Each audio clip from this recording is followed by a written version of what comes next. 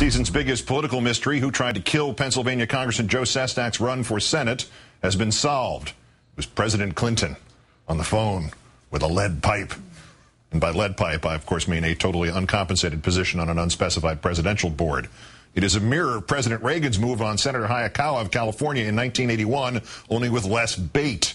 Our third story tonight, in the made-up debate over whether this qualifies as a scandal, even President Bush's chief ethics officer, pause for laughter, says it is the Republicans hollering about this who should move on. In a news conference this afternoon following the release of an internal White House inquiry that found no wrongdoing, Congressman Sestak gave his account of exactly what kind of offer was made for him to sit out the Democratic primary against Errol Inspector, which Sestak won last week. This took place in a phone call last summer with Mr. Clinton. He talked about how tough this Democratic primary might be if I got in. And he also said, you know, you've done well in the House, and with your military background can really make a mark there.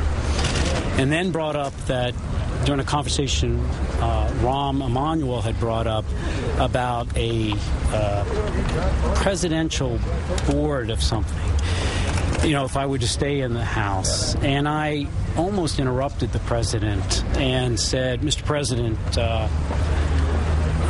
I am going to decide to get in this or not, only depending upon what's good for Pennsylvania's working families, not an offer. Congressman Darrell Issa, ranking Republican on the Oversight Committee, calls this a crime, leading Republican politicians in calling for an investigation, despite the fact that Issa's own office told Salon it would have been just as bad if Mr. Obama had offered a Republican congressman a post in return for appointing a Republican to replace him in office, which is exactly what happened with Senator Judd Gregg, who ultimately declined the cabinet post to which he had been appointed and accepted. And Congressman Issa never called for even one investigation about that. Or when President Reagan, you may remember him, a Republican, offered a job to California's own S.I. Hayakawa if he dropped out of his primary race.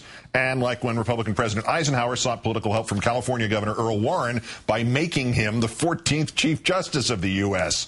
And even a little, Huffington Post reports, like President Monroe, considering ending the Andrew Jackson presidential aspirations with an ambassadorship. Richard Painter, President Bush's former top ethics officer, calling this kind of politics, quote, nothing new, telling Greg Sargent, quote, based on the information disclosed from the White House, it's even more apparent that this is a non-issue, no scandal, time to move on. Quoting again, President Bush occasionally intervened in Republican primaries, including on behalf of Senator Specter in 2004. Let's bring in MSNBC political analyst Richard Wolff, also author of Renegade, The Making of a President. Richard, good evening. Good evening, Keith. Congressman Issa actually said, quote, Karl Rove would be right now in pretrial confinement if he had orchestrated this sort of a deal. Is there a wink there? Is there a telling, side turn to the camera? Is he telling us that he knows this is all kitsch and camp and theater? No, I think that would imply a degree of self-awareness that has been genetically removed from his chromosome. Look, could you pick a worse example than Karl Rove? Here's a guy, no offense to Karl, but a guy who was involved in the orchestration, no less, of the removal of a U.S. attorney in New Mexico because he refused to help people stay in their jobs, elected officials stay in their jobs, by investigating allegations of voter fraud. That's a twofer. I mean, he was helping people stay in their jobs and getting someone out of a job. Now, sadly, this kind of thing is all too common. I was doing some research on the interwebs today and came across a congressman's website. Under constituent services, this member of Congress was offering voters access to federal funds, buckets of cash for voters. And yes, the name of the congressman was Darrell Issa. Meantime, Congressman Sestak, we know he's known President Clinton for a while. Would that have been why Rahm Emanuel went through Clinton? Because going through a third party like that does suggest that he thought that he had reason to keep his fingerprints off this. Yeah, well, look, this is not the first White House counsel's memo that involves Rahm Emanuel and a work placement scheme. This actually is the second time around, at least, that this has happened because Rahm was intimately involved in the replacement of Barack Obama as Illinois senator. And so it's not surprising that, given that experience, how that obviously got wrapped up in the Blagojevich scandals, and given the consequences of the White House involvement in the effort to push David Paterson out of the New York governor's race, that that they'd want to have this arm's length relationship to whatever outreach there was. Obviously, there's a long-standing relationship, not just between Clinton and Emanuel, but Clinton and Sestak. So it's not surprising it played out like this, but look, it has not played out well for the White House, not in terms of the messaging and not individually for Rahm Emanuel.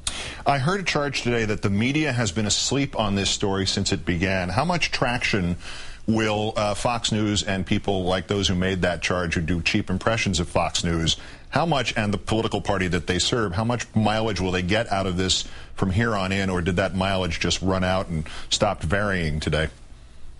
Well, the story that never was is no more, but traction implies that they need some kind of momentum or gravity. I mean, this is not a news organization that requires the laws of physics. They will keep on running with the story as much as people will listen to them, and it makes about as much sense as investing in gold. Did anybody actually miss this story? You would have maybe Russia Today. I don't know. I didn't see that interview. That's Grand Paul if he's going to report on it in the Russian TV newscast tonight. Richard Wolff of MSNBC, the author of Renegade, as always. Thanks for your time. Have a great weekend. And you, Keith.